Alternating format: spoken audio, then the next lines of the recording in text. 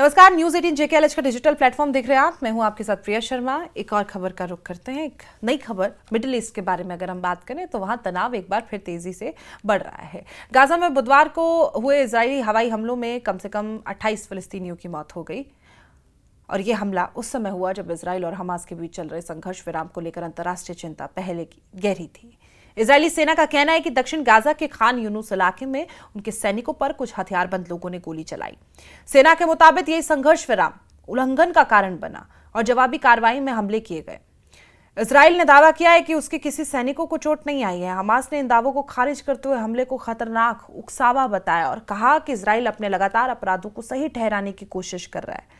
Hamas ने America से तुरंत हस्तक्षेप कर इजराइल पर दबाव बनाने की अपील की।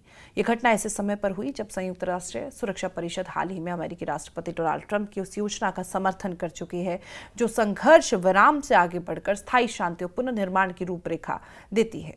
इसी बीच एक अलग मोर्चे पर इजराइल ने लेबनान में भी हवाई हमले किए हैं। इजराइल का कहना है कि उसने हिजबुल्लाह के हथियार भंडार स्थलों को निशाना बनाया। वहीं द गार्जियन की एक रिपोर्ट के अनुसार दक्षिण लेबनान में मिले धातु अवशेषों की जांच 6 हथियार विशेषज्ञों ने की, जिसमें संकेत मिलता है कि ये 2 नए प्रकार के क्लस्टर बम के हिस्से हो सकते हैं।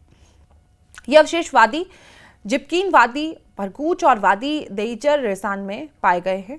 अगर ये पुष्टि होती है तो ये 2006 के बाद पहली बार होगा जब इजराइल पर क्लस्टर बम के इस्तेमाल के ऐसे प्रमाण सामने आएंगे।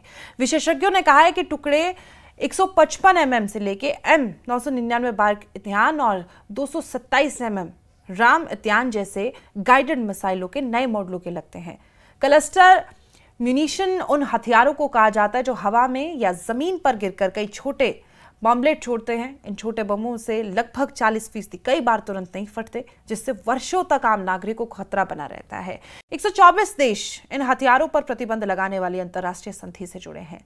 हालांकि इजराइल आपको बता दें कि इसका हिस्सा नहीं है, लेकिन इतने लंबे समय से चल रही ये जंग कहां जाकर रुकती है, क्या भविष्य होता है, कैसे इनकी मांगों को पूरा किया जाता है, ये लगातार अपडेट हम अपने दर्शकों को देते हैं और आगे भी इस तरह की अपडेट्स के लिए आप हमारे चैनल को सब्सक्राइब करें और देखते रहें न्यूज़ 18 JKLH का डिजिटल प्लेटफॉर्म।